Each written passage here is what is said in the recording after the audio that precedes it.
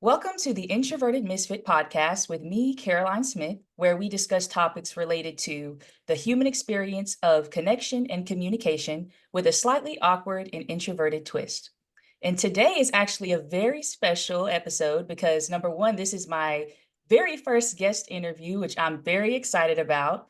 And we are going to be talking with Dr. Samantha DeLoache, who is a distinguished native of Orangeburg, South Carolina, and she is an accomplished professional with a robust educational and career background. So she graduated with honors from Claflin University in May of 2003, earning a Bachelor of Science in Biology. In May 2007, she furthered her education by obtaining a Doctor of Pharmacy from the Medical University of South Carolina and a Master of Business Administration from the Citadel Military College. Dr. DeLoache currently serves as the pharmacist manager at Kintegra Family Health Pharmacy in Gastonia, North Carolina, and she brings over 17 years of extensive experience in the pharmaceutical industry. So beyond her role in healthcare, she is a dynamic entrepreneur managing a thriving t-shirt and apparel line, which you can check out at www.shopwithsamanthad.com, and offering professional speaker coaching services. A proud member of Alpha Kappa Alpha Sorority Incorporated, Dr. DeLoache is deeply committed to her community and resides in Charlotte, North Carolina. And she was recently recognized as one of the prominent leaders in the 2023 edition of Who's Who in Black Charlotte. In addition to her professional endeavors, Dr. DeLoache is passionate about modeling, an interest she has pursued for over a decade. In 2022, she founded her LLC and secured a U.S. trademark for modeling pharmacist, blending her pharmaceutical expertise with her modeling career. And her interests also include traveling, reading, motivational speaking, shopping, and spending quality time with family and friends. And for more information on Dr. DeLoache's engagements and community activities, you can visit her website at www.samanthadeloache.com. And with that, I am so excited to welcome you today, Dr. DeLoache. Thank you so much for having me. You have such a beautiful, crisp voice. I was just listening to the introduction, like, who is she talking about? Oh, me. But yes, thank you for that lovely introduction. Yes, thank you. And I mean, I have to say, the whole purpose of my business, the Introverted Misfit, is of course, I used to struggle with communication, public speaking, social anxiety, all of that before I had to really fix those skills so that I could further myself in my personal and professional life. And so I'm just so happy that you think I'm doing a good job with this because, I still think You I'm a are. little awkward, an awkward speaker sometimes, but You sound very good, very professional. I love it. You're doing an excellent job. thank you. And before we get into the interview, I have to say this. I noticed that you are a member of the Alpha Kappa Alpha sorority. I come from a long line of AKAs. Like my grandmother, my great aunt, my mom, both of my sisters, like three of my cousins, another aunt I have, my whole family is just full of AKAs. I feel like I'm kind of the black sheep because I didn't pledge anywhere. Uh-huh. But yes, it's great to have that connection. Absolutely. You got some great women in your family. What can I say? They made an Yes. excellent choice. Yeah. So, first thing I want to talk about today is how does public speaking play a role in professional and everyday life? Well, that's an excellent question. Public speaking plays a vital role in professional and everyday settings, just for clear communication in general. So I think that's the important thing, whether you're presenting a meeting or if you're, pitching ideas or if you're trying to articulate something for somebody you work with, leading a team, it just builds that credibility and leadership skills. So being able to effectively communicate is just so monumental. And then even in everyday life, we constantly have to talk and communicate with people, our family, our friends, and being able to talk even in the community, in your church, wherever, you have to be able to share what's going on and what your thoughts are and sharing your opinions, so it's about expressing yourself confidently and making sure that you can do that in any environment. So that's my Right. thought. Would you say that you've always been a natural speaker and communicator, or is that a skill that you had to learn and improve on? It was definitely a skill I had to learn to prove on. Growing up, I was shy a little bit, and I stuttered. I used to speak very fast, and so I would get picked on for my rapid speech. And I didn't even want to read out loud, in class because I'd be afraid I'd get tongue tied on some words. So it was definitely something that I had to get better with. And I actually started in my church.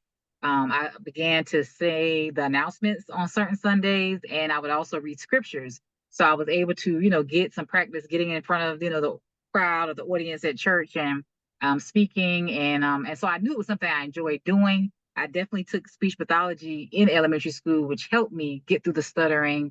And then, like I said, I worked, in my church. So I just think it was a process of a journey of growth.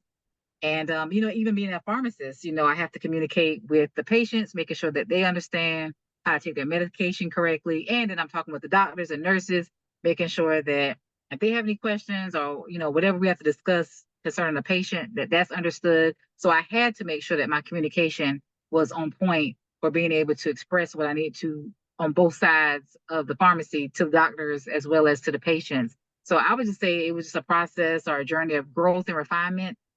Speaking was not something that I, felt I was good at, but with practice and time, I got better. And so to me, that's just with anything. We all can talk, but public speaking, professional speaking is a skill, but it's something that you can sharpen and get better at. So I can definitely say I've seen the growth of my own self from, elementary all the way through, college to, what I'm doing now. So, yeah. Yeah, I mean, I'm sure that's something that everybody watching can relate to, especially given the nature of my brand, the introverted misfit. So that's great to know that even though you may not be a good speaker now, you Hmm. can learn it. It's Yeah. communication and public speaking. It doesn't have to be a foreign concept to you forever. Mhm. Whether you're shy or you got stage fright, you can learn those skills. Right. And so that's great, and I didn't even think about the fact that in the pharmaceutical industry, you do have to have clear communication for that. Because imagine if you give somebody the wrong directions to take some medicine or give the Right. doctor some incorrect information, that's a big deal. So, Oh, yeah. yeah, mhm. And so, can you tell us a little bit about how you went from a pharmacist to, into being a motivational speaker and a public speaking skills coach, and then also come out with your Model Speakers Academy this month, the month of Yeah. September. How can you take us through that? How did that progression happen for you? Well, the funny thing is, after I, got, my skills refined with my speech pathology classes and, speaking at church and things, I had a desire undergraduate to do mass communications. And I always said I wanted to be like Katie Couric. I don't know if anybody remembers the Today Show and the news, but I Yeah. always really wanted to be a news anchor. But Mm. I realized that when you graduate fresh out of school, you don't get behind the desk. You have to work your way up as an anchor. So you'd have to be on location in the Mm. rain or, whatever the case is, getting the stories. And I said, I don't want to have to work my way up, which is very, not the best idea, but that's just where my Right. mindset was. I wanted to go straight to the desk. I didn't want to have to work my way up. And then also I looked at the pay. Many of the journalists don't get paid a lot. They work hard, they do a lot of stuff in the community, but they don't necessarily get the pay unless you get to that prime time spot, the news, evening news or the morning rush, whatever the case was. And so I always had a passion for science. I was good in science. I was, pretty much a good student, made my A's, few B's, but I was pretty much a good student. And growing up, I had pharmacists that went to my church. And so I shadowed in their, pharmacies. It was actually three pharmacists, and I actually shadowed in each one of their pharmacies. So then I said, well, maybe I can go into healthcare because I knew when I graduated from school that I would be the pharmacist and I wouldn't have to work my way up. I would be, at the top of my position, if you will. So I had to weigh it. I said, do I want to do pharmacy or do I want to do mass comm? So I chose pharmacy because I said, okay, I can get paid more. I can have more of the respect. And, I knew people who were working in pharmacy and they said it's a good career for women if you want to have families. And I knew I wasn't a blood and guts kind of person. So I knew I didn't want to deal with too much in healthcare or as far as that aspect, being a medical doctor. And I didn't want to be in school forever. So I felt like pharmacy was a good fit for what I want to make and the lifestyle I want to live and for just the job requirements. But I always still had that passion inside for speaking and for modeling. And I'll never forget, I even went to a career fair when I was in pharmacy school, and one of the ladies refused to give me information from her table. She was like, "You don't need to be here. You should be a model." So I would hear that a lot. I'd be in the mall. I was, very slender, and they were like, "Oh, you have the height. You look like you should be a model." Or if I would dress up, or really put everything into my outfit, I would get those compliments. So I still, like I said, went on and became a pharmacist, but that passion never died. And so I thought about it. I was like, well, why, shouldn't I try it now? Because at the time, my parents really didn't have the money to help me go into modeling or to do anything in that area. And so I just decided, hey, you're a pharmacist now. You still care about speaking. You still care about modeling. Why don't you go ahead and pursue it? So that's what I did. So I did my modeling, but it didn't really take off like I wanted, it to, because of course a lot of people start modeling younger. So I Mhm. technically was older at this point. So it wasn't that much, leeway. Yeah, I could do local shows, things like that, but I still couldn't get where I wanted to go. But I still, enjoyed speaking. And so then my mind started thinking like, well, you know what, we all are models. We all are modeling something. And so then I came up with the model mindset, which is mission of daily excellent living. And then I still want to talk and encourage students in pharmacy or just in how to live a purposeful life.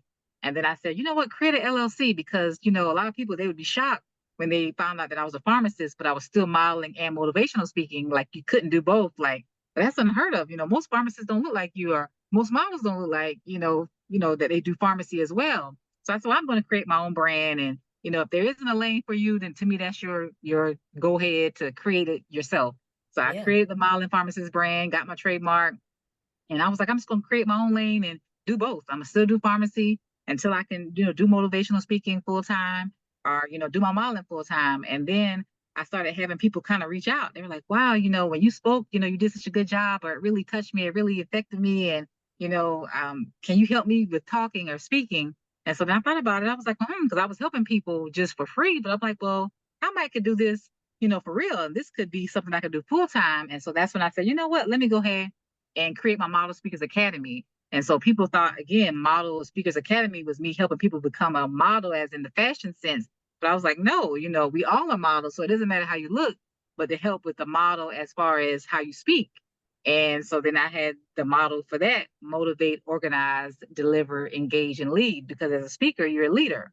So that's kind of the process. It might have been a little long, but just kind of how my mind shifted. And I just kind of said, I don't have to stay in a box. I can kind of navigate and go in the space that's going to fit me uniquely and authentically. And so that's how I've gotten to where I am now. I'm still a pharmacist. I still do modeling and I do my speaking, but now I want to, go into the lane of helping others, find their voice and share their stories.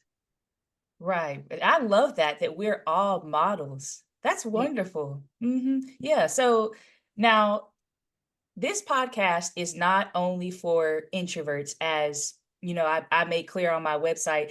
The maybe my business services are, specifically for introverts who struggle with communication. But I like to think of this podcast as um, for anybody who wants Yeah. to know more about human connection, human Mhm. communication, anything under that realm. But given the nature of my brand, I want to ask you this question, very interesting question. Would you say that you are more of an introvert, an extrovert, or an ambivert, which is a balance of both? I believe I'm an ambivert. I love my quiet time to reflect. I have some times when I don't really want to be around people, just want to be in my house. And I have my times when I want to turn the energy on. I want to, engage with people. I want to talk. I want to travel. I want to interact. So I think I do both pretty well. And I think for whoever, you just have to understand your natural tendencies, but you got to know when to step out of your comfort zone. So just because you're introverted does not mean that you can't speak up when necessary. And just because Yes. you're extrovert doesn't mean you can't be quiet and let somebody else talk and share. So it's about finding that balance. I feel like you need really both sides to be able to be successful, especially if you're a business owner, so you have to be able to engage and, know when to turn it on, know when to turn it off. So I can do both. I enjoy my company. I do solo travel a lot. I go to a lot of places by myself, but I'm okay with a good group trip. So I just feel like it just kind of depends. A lot of times I want my own room if I can. So at least I can hang out with people all day. But then when it's time to unwind, have that quietness, then I can go in my room and not have to deal with anybody. So I think I'm a successful ambivert.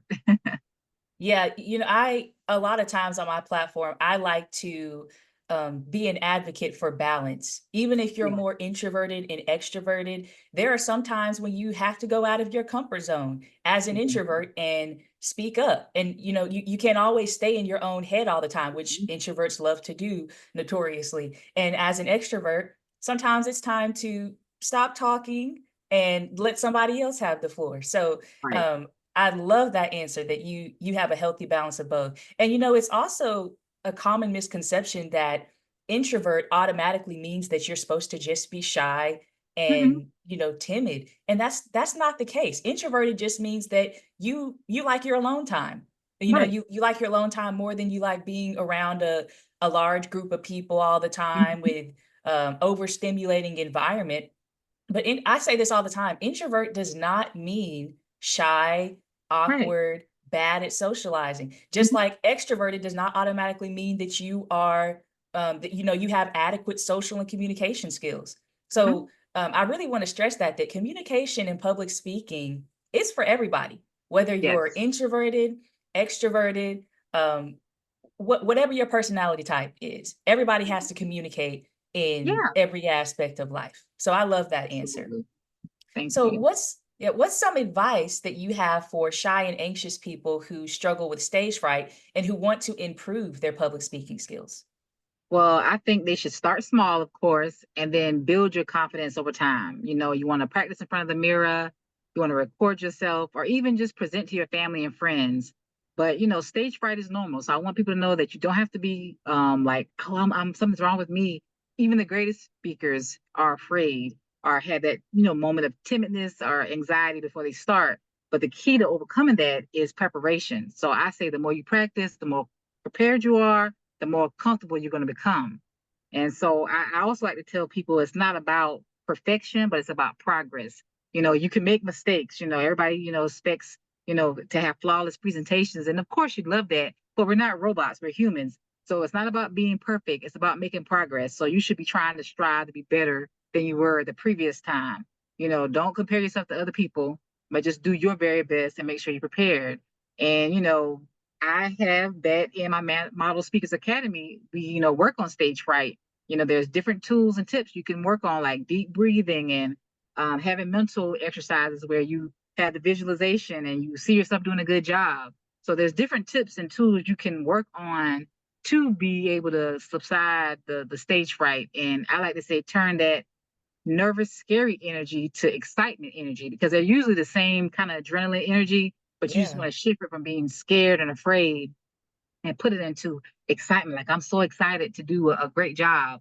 But nothing beats preparation. If you're prepared, then usually that helps calm your nerves. But usually when you're not prepared, don't know what you're going to talk about, or you haven't thought about the possible questions you can get asked, that's when you tend to be more nervous because you don't want to mess up. But if you've been practicing Right. and preparing and even gone to check the space out you're going to talk at before you go, like, before it's time to perform, I go by, I visit, so I know where the stage is. I know, where I'm going to stand and talk. There have even been suggestions where you can go ahead of time to meet some of the audience. That way, you're not talking to strangers, but you're talking to people who you've already kind of met, shaking their hands, and you might even want to implement or put their name in your speech, because that's a familiar face. So there's different tools and tips that we definitely go over at Model Speakers Academy to help people get over that stage fright and get over that anxiousness where they can still do a good job and perform. Yeah, I think in the age of social media in particularly, well, I mean, the issue of perfection and comparing yourself is probably been an issue for humans forever. But I just mean Right.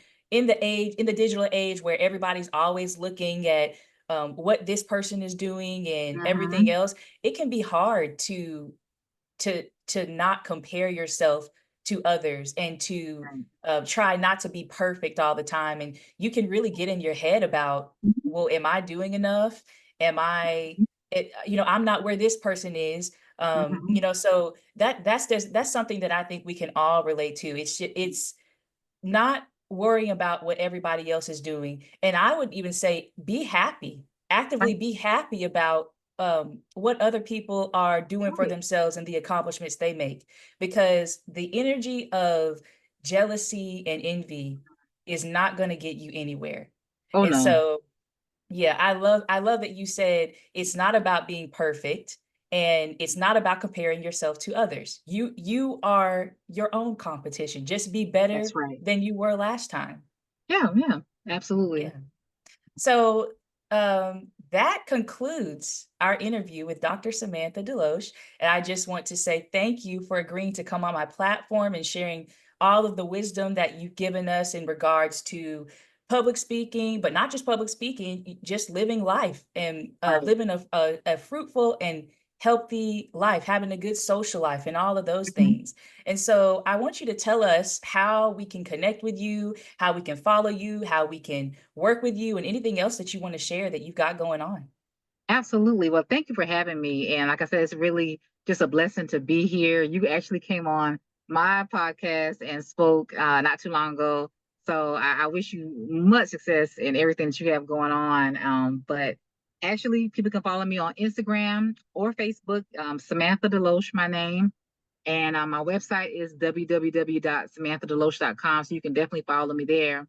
And then my Model Speakers Academy, it's linked on my main page, samanthadeloache.com, or you can go to modelspeakersacademy.com and you can get all the information and sign up because I have a program where you can actually have for 8 weeks where you can come on and we go through different criteria or the framework, I should say, of the model framework, where you're able to do motivating, organizing, delivering, engaging, and leading. And you actually lead with a signature talk and a message where you're ready to go present it to the world. And then we help you with branding as a speaker, help you develop your brand, help you even get paid to speak, you know. So all those things are covered in those 8 weeks.